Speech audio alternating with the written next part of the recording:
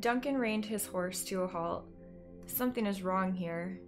Ronan, too, had that feeling, and coupled with his suspicions over what had happened to him at the keep, he could not help wondering if what they had observed now somehow related to his journey.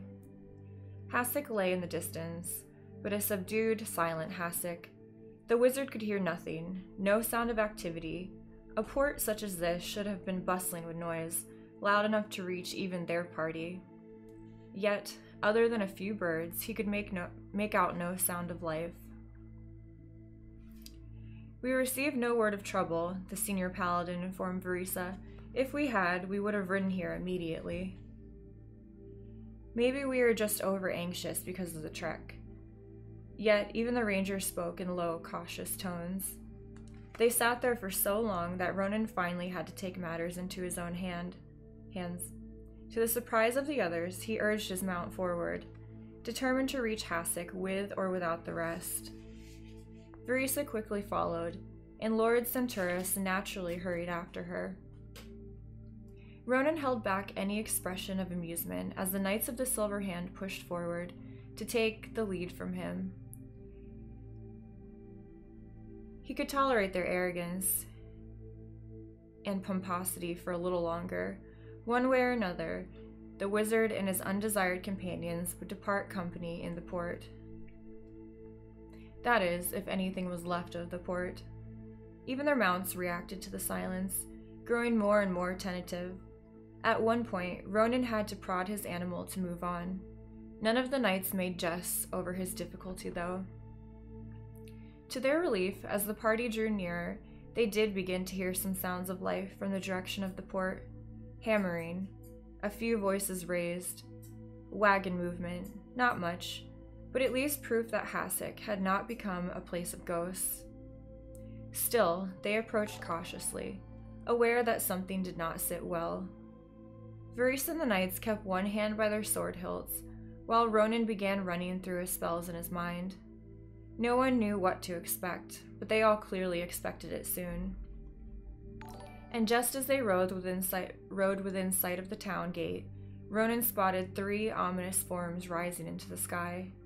The wizard's horse shied. Verisa grabbed hold of the reins for Ronan and brought the animal under control.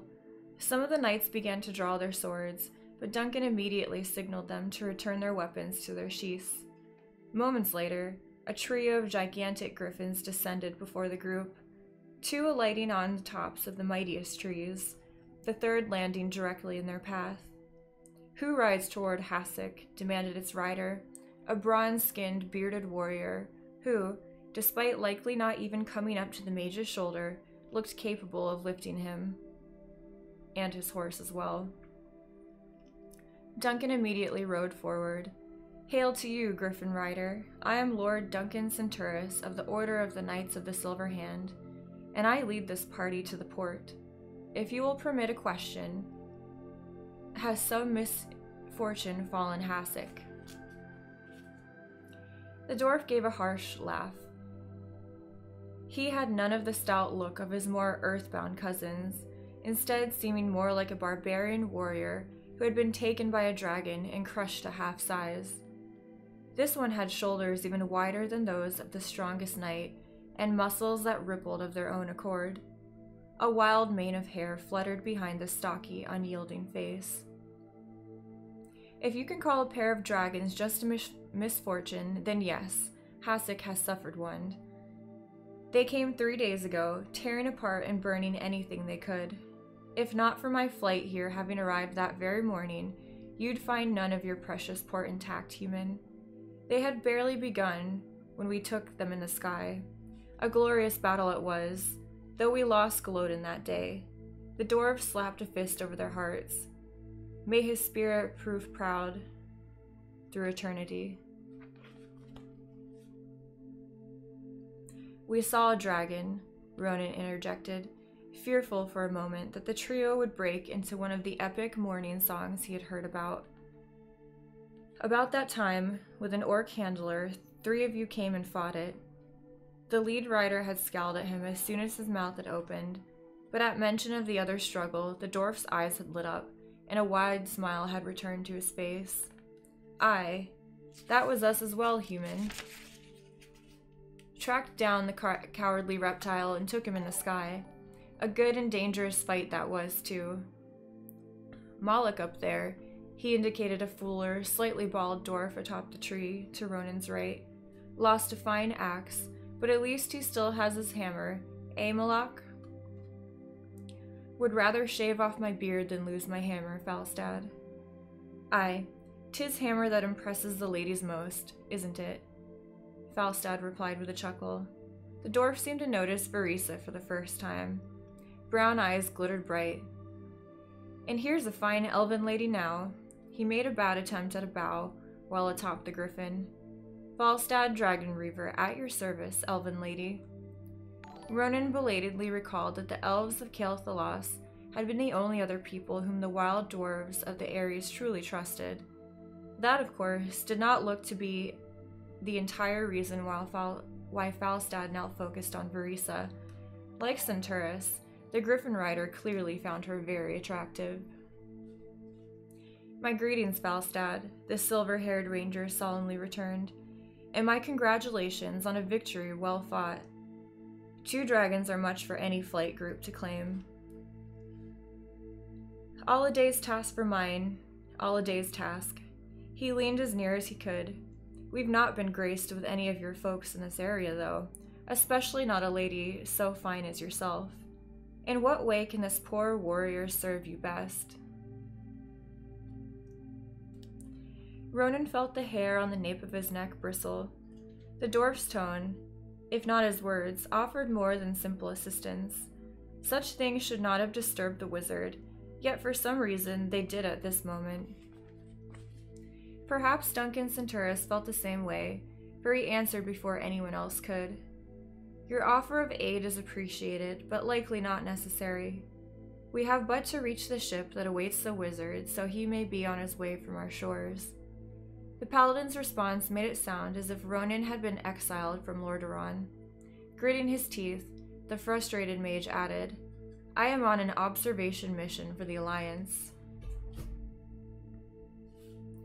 Falstad appeared unimpressed. We've no cause to stop you from entering Hasek and searching for your vessel, human, but you'll find that not so many remain after the dragons attacked. Likely yours is flotsam on the sea. The thought had already occurred to Ronan, but hearing it from the dwarf made the point sink home. However, he could not be defeated this early in his quest. I have to find out. Then we'll be out of your way, Falstad urged his mount forward. He took one last long glance at Verisa and grinned. A definite pleasure, my elven lady. As the ranger nodded, the dwarf and his mount rose up into the air. The massive wings created a wind that blew dust into the eyes of the party, and the sudden nearness of the griffin as it left the ground made even the most hardened of the horses step back. The other riders joined Falstad, the 3 griffins quickly dwindling in the heavens. Ronan watched the already faint forms bank toward Hasek, then fly off at an incredible rate of speed. Duncan spat dust from his mouth.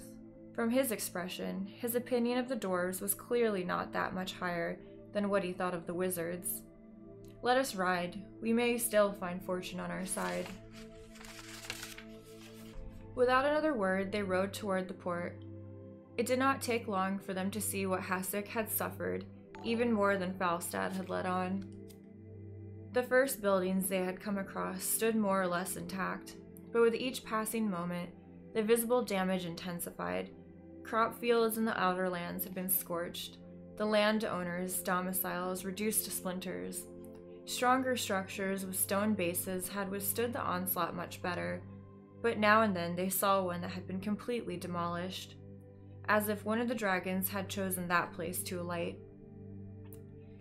The stench of burnt matter especially touched the wizard's heightened senses.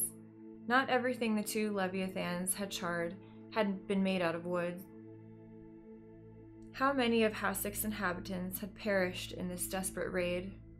On one hand, Ronan could actually appreciate the desperation of the orcs, who certainly had to know by now that their chances of winning the war had dropped to nil.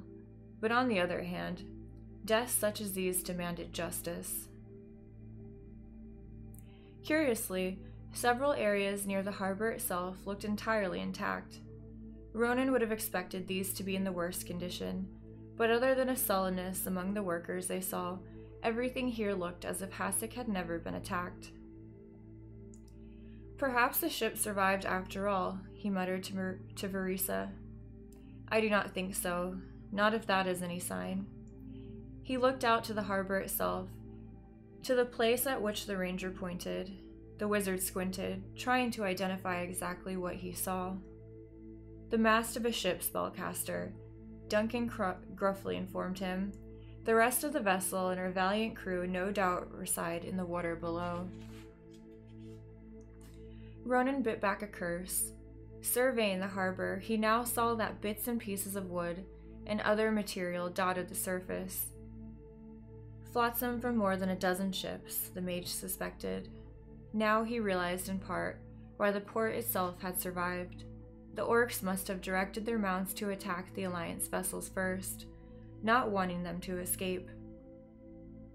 It did not explain why the outer reaches of Hasek had suffered worse than the interior, but perhaps most of that damage had taken place after the coming of the Griffin Riders. Not the first time that settlement had found itself caught in the midst of a violent struggle, and suffered for it. Still, the devastation would have been a lot worse if the dwarves had not come along. The orcs would have had their dragons level the port and try to slay everyone within sight. Speculation, however, did not help with the problem on hand, namely the fact that now he had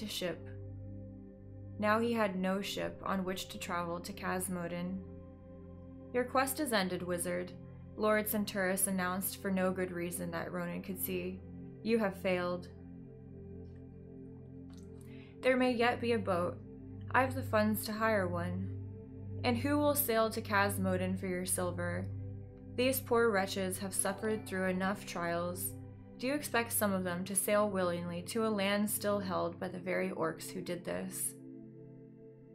"I can only try to find out. I thank you for your time, my lord, and wish you well." Turning to the elf, Ronan added, And you as well, Rang, Verisa. You're a credit to your calling." She looked startled. "I'm not leaving you yet." "But your task." "It is incomplete. I cannot in good conscience leave you here with nowhere to go. If you still seek a way to Casmodin, I shall do what I can to help you, Ronan." Duncan suddenly straightened in the saddle. "And certainly we cannot leave matters so either. By our honor, if you believe this task still worthy of continuation, then I and my fellows will also do what we can to seek transport for you." Verisa's decision to remain for the time being had pleased Ronan, but he could have done without the Knights of the Silver Hand. "I thank you, my lord, but there's many in need here. Wouldn't it be best if your order helped the good people of Hasek to recover?" For the space of a breath, he actually thought that he had rid himself of the elder warrior, but after some clear deliberation with himself, Duncan finally announced, "Your words have some merit for once, wizard, yet I think we can arrange that both your mission and Hasek can benefit from our presence. My men will aid the citizens in recovery efforts, while I take a personal hand in seeing if we can find a craft for you. That should settle the matter rightly, eh?" Defeated, Ronan simply nodded. At his side, Verisa reacted with more grace. "Your assistance will no doubt prove invaluable, Duncan. Thank you." After the senior paladin had sent the other knights on their way, he, Ronan, and the ranger briefly discussed how best to go about their search. They soon agreed that separate paths would cover more ground, with all three returning at evening meal to discuss any possibilities. Lord Centurus clearly doubted that any of them would have success, but his duty to Lordaeron and the Alliance, and possibly his infatuation with Verisa, demanded he do his part. Ronan scoured the northern area of the port, seeking out any craft larger than a dinghy. The dragons had been thorough, however, and as the day waned, he found himself with nothing yet to report. It gradually got to the point where he remained uncertain as to which bothered him more, being unable to find transport, or fearing that the so grand Lord Knight would be the one to present them with the answer to Ronan's predicament. There were methods by which a wizard could span such long distances, but only those, like the both legendary and cursed Medivh, had ever used them with confidence. Even if Ronan did successfully cast a spell, he risked not only possible detection by any orc warlock in the area, but also unexpected changes in his destination due to the emanations from the region where the dark portal lay. Ronan did not want to find himself materializing over an active volcano. Yet, by what other method could he make his journey? While he struggled to find an answer, the recovery of Hasek took place around him.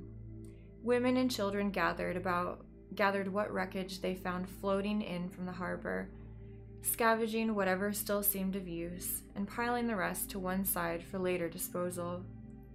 A special unit of the town guard went along the shoreline, searching for the waterlogged corpses of any of the mariners who had gone down with their ships. A few of the people stared at the somber, dark-clad mage as he walked among them, some of the parents pulling their children to them as he passed.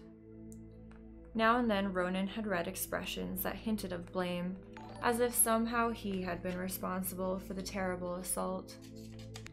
Even under such dire conditions, the common folk could not forget their prejudice and fears concerning his kind.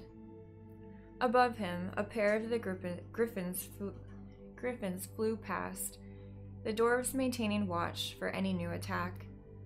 Ronan doubted the region would be seeing any dragon strikes soon, the last one having cost the orcs far too much.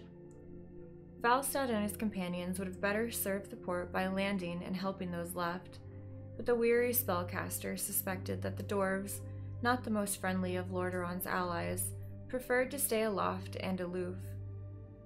Given any good reason, they no doubt would have even abandoned Hasek entirely rather than... Another reason. Of course, Ronan muttered. He watched the two creatures and their riders descend to the southwest. Who else but the dwarves might find his offer tempting? Who else was insane enough? Disregarding the spectacle he might be making of himself, Ronan ran after the dwindling figures. Verisa left the southernmost edge of the docks in total disgust. Not only had she met with no success, but of all the human settlements she had visited, Hasek ranked among the highest in stench. It had little to do with the disaster, or even the smell of fish. Hasek just stank. Most humans had little enough sense of smell. The people here clearly had none. The ranger wanted to be rid of this place, to return to her own kind so that she could be appointed to a more critical role. But until Verisa could satisfy herself that she had done all she could for Ronan, the ranger could not, in good conscience, depart. Yet there seemed no method by which the wizard might continue with his journey. One she now remained positive had to do with more than simply observation. Ronan had revealed himself far too determined to be simply going on such a minor mission. No, he had something else in mind, if only she knew what it might be. The time for evening meal fast approached. With no sign of hope, the ranger headed inland, utilizing the most direct streets and alleys available, despite the sometimes overwhelming scents. Hasek also maintained land routes to its neighbors, especially the realms of Hillsbrad and South Shore. Although it would take more than a week to reach either one, perhaps that remained the only chance. Well, my beautiful elven lady. She looked the wrong way at first, thinking one of the humans spoke so with her. but then Verisa recalled who had last used such terms. The ranger turned to her right and shifted her gaze more earthward, there to see Falstad in all his half-sized glory, the wild dwarf's eyes bright and his mouth open in a wide, knowing grin. He carried a sack over one shoulder and had his great hammer slung over the other. The weight of either would have left many an elf or human slumping from effort, but Falstad carried both with ease of his kind. Master Falstad, greetings to you. Please, I am Falstad to my friends. I am master of nothing save my own wondrous fate. And I am simply Verisa to my friends. Although the dwarf seemed to have a high opinion of himself, something in his manner made it hard not to like him, albeit not as much as Falstad possibly hoped. He did little to hide his interest in her, even allowing his eyes now and then to wander below her face. The ranger decided she had to deal with that situation immediately, and they remain my friends only so long as they treat me with the respect with which I in turn treat them. The dark orb shot back up to meet her own, but otherwise Falstad pretended innocence. How goes your quest to set the wizard on the water, my elven lady? Not good, I'd say, not good at all. No, not good. It seems that the only vessels not damaged took to the sea as soon as they could for safer climes. Hasek is a port without function. A pity, a pity. We should discuss this further over a good flagon of spirits. What say you? She held back the slight smile. His jovial persistence stirred. Another time, perhaps. I still have a task to fulfill. And you, Verisa indicated the sack, seem to have one of your own. This little pouch, he swung the heavy sack around with ease. Some small bit of supplies, enough to last us until we leave this human place. All I need do is give them to Moloch, and you and I can be on our way, too. The polite yet more blunt refusal forming on the ranger's lips died away as the angry squawk of a griffin some short distance away, followed by voices rising in argument, set both her and Falstad to full alertness. Without a word, the dwarf turned from her, sack dropped to the ground, and Stormhammer already unslung. He moved with such incredible swiftness for one of his build and size that even Verisa immediately followed after. Falstad had already vanished halfway down the street. Verisa unsheathed her own weapon, picking up her pace. The voices grew stronger, more strident, and she had the uncomfortable feeling that one of them belonged to Ronan. The street quickly gave way to one of the open areas caused by the devastation. Here, some of the Griffin riders awaited their leader, and here the wizard had apparently decided to accost them for some inexplicable reason. Wizards had often been called mad, but surely Ronan had to be one of the most insane if he thought himself safe in arguing with wild dwarves. And in fact, one of them already had the mage by the clasp of his robe and had lifted the human up more than a foot off the ground. I said, leave us be, foul one. If your ears don't be working, then I might as well tear them off. Moloch, Falstad shouted, what's this spellcaster done that's enraged you so? Still holding Ronan in the air, the other dwarf, who could have been Falstad's twin, save for a scar across his nose, and a less humorous cast to his features, turned to his leader. This one's followed Tupin and the others, first to the base camp, then, even after Tupin turned him away and flew off, here to where we all agreed to meet. Told him thrice to clear off, but the human just won't see good sense. Thought maybe he'd see clearer if I gave him a higher point from which to think about things. Spellcasters, the flight leader muttered. You've my last sympathy, my elven lady. Tell your companion to put him down, or I shall be forced to show him the superiority of a good elven sword over his hammer. Falstad turned blinking. He stared at the ranger, as if seeing her for the first time. His gaze briefly shifted to the sleek, gleaming blade, then back to the narrowed, determined eyes. You'd do that, wouldn't you? You'd defend this creature from those who've been good friends of your people since before the humans even existed. She has no need to defend me, came Ronan's voice. The dangling mage seemed more annoyed by his predicament than rightfully fearful. Perhaps he did not realize that Moloch could easily break his back in two. Thus far, I've held my temper in check, but... Anything he said from this point on would only ensure that a struggle would develop. Verisa moved swiftly, cutting off Ronan with a wave of her hand and setting herself between Falstad and Moloch. This is utterly reprehensible. The horde has not even been completely destroyed, and already we are at each other's throat.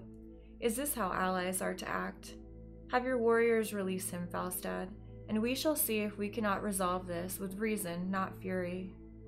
'Tis only a spellcaster, the lead Griffin rider muttered, but he nonetheless nodded, signaling Moloch to release Ronan. With some reluctance, the other dwarf did just that. Ronan straightened his robe and pushed his hair back in place, his expression guarded. Verisa prayed that he would maintain his calm. What happened here? She demanded of him. I came to them with a simple proposal, that was all. That they chose to react this way. That they chose to react the way they did shows their barbaric... He wanted us to fly him to Casmoden, snapped Moloch. The Griffin Riders? Verisa could not help but admire Ronan's audacity, if not his recklessness. Fly across the sea on the back of one of the beasts, and not even as the principal rider, but someone forced to hold on to the dwarf in control? Truly, Ronan's mission had to be of more importance than he had let on for the wizard to attempt to convince Moloch and the others to do this. Small wonder they thought him mad. I thought them capable and daring enough, but evidently I was wrong about that. Falstad took umbrage. If there's a hint at all in your words that we're cowards, human, I'll do to you what I kept Moloch from doing. There's no more bold people, no mightier warriors than the dwarves of the airy peaks. 'Tisn't that we fear the orcs or dragons of Grimbatal. 'Tis more that we care not to suffer the touch of your kind any more than necessary. Verisa expected fury from her charge, but Ronan only pursed his lips, as if he'd expected Falstad's response to be so. Thinking of her own past thoughts and comments concerning wizards, the ranger realized that Ronan must have lived most his life with such condemnations. I am on a mission for Larderon, the mage replied. That's all that should matter, but I see it doesn't. He turned his back on the dwarves and started off. Sword still gripped tight, Verisa came to a swift and desperate decision, born from her suspicions concerning Ronan's so-called observation mission. Wait, mage. He paused, no doubt somewhat surprised by her abrupt call. The ranger, however, did not speak to him, but rather faced the lead Griffin rider again. Falstad is here. Falstad, is there no hope at all that you might take us as close as possible to Grimbatal? If not, then Ronan and I are surely defeated. The dwarf's expression grew troubled. I thought the wizard was traveling alone. She gave him a knowing look, hoping that Ronan, who watched her carefully, would not misunderstand. And what would his chances be the first time he faced a strong orc axe? He might handle one or two with his spells, but if they came close, he would need a good sword arm. Falstad watched her brandish the blade, the troubled look fading. Aye, and a good arm it is, with or without the sword. The dwarf glanced at Ronan, then his men. He tugged on his lengthy beard, his gaze returning to Verisa. For him, I'd do very little, but for you, and the Lordaeron Alliance, of course, I'd be more than willing. Moloch. Falstad, you can't be serious. The lead dwarf went to his friend's side, putting a companionable arm around the shoulder of a dismayed Moloch. 'Tis for the good of the war, brother. Think of the daring you and I can boast about. We may even slay a dragon or two along the way to add to our glorious annals, eh? Only slightly mollified, Moloch finally nodded, muttering, "And I suppose you'll be carrying the lady behind you. As the elves are our eldest allies, and I'm flight leader, my rank demands it, doesn't it, brother?" This time Moloch only nodded. His glowering expression said all else. "Wonderful," roared Falstad. He turned back to Verisa. "Once more the dwarves of Airy Peaks come to the rescue. This calls for a drink, a flagon of ale or two, eh?" The other dwarves, even Moloch, lit up at this suggestion. The rangers saw that Ronan would have preferred to take his leave at this point, but chose not to say such. Verisa had given him his transport to the shores of Khazmodin, and possibly even near to Grimbatal, and so it behooved him to show his gratitude to all involved. True, Falstad and his fellows would have also been glad to be rid of Ronan, but Verisa gave silent thanks that she would have someone other than the Griffin Riders with whom to talk. "We shall be happy to join you," she finally replied. "Is that not so, Ronan?" "Very much so." His words came out with all the enthusiasm of one who had just discovered something odorous in the shoe he had just put on. "Excellent." Falstad's gaze never once shifted to the wizard. "To Verisa," he said, "the sea boar is still intact and much appreciative of our fine business in the past. They should be able to scrounge up a few more casks of ale. Come." He would have insisted on escorting her himself, but the ranger expertly maneuvered away from his reach.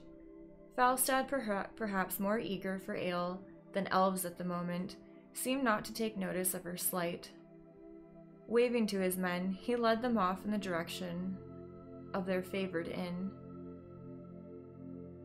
Ronan joined her, but as she attempted to follow after the dwarves, he suddenly pulled her aside, his expression dark. "What were you thinking?" the flame-haired mage whispered. "Only I am heading to Khazmodin, and you would never have the chance to get there if I had not mentioned my going with you. You saw how the dwarves reacted earlier. You don't know what you're trying to get yourself into, Verisa." She pushed her face within scant inches of his own, daring him. "And what is it? More than simply observation of Grimbatal? You plan something, do you not?" Ronan almost seemed ready to answer her, but at that moment another figure called out. They both looked back to see Duncan Centurus coming toward them. Something struck the elf. She had not thought of the paladin when she had been trying to convince Falstad to carry Ronan and her across the sea. Knowing the knight as she already did, Verisa had the horrible feeling that he would insist on going with them too. That thought had not likely occurred yet to the wizard, whose fury still centered around the ranger. "We'll talk of this when we're more privacy, Verisa, but know this already. When we reach the shores of Khazmodin, I, and only I, will continue on. You'll be returning with our good friend Falstad, and if you think of going any farther..." His eyes flared, literally flared. Even the stalwart elf could not help but lean back in astonishment. "I'll send you back here myself." You can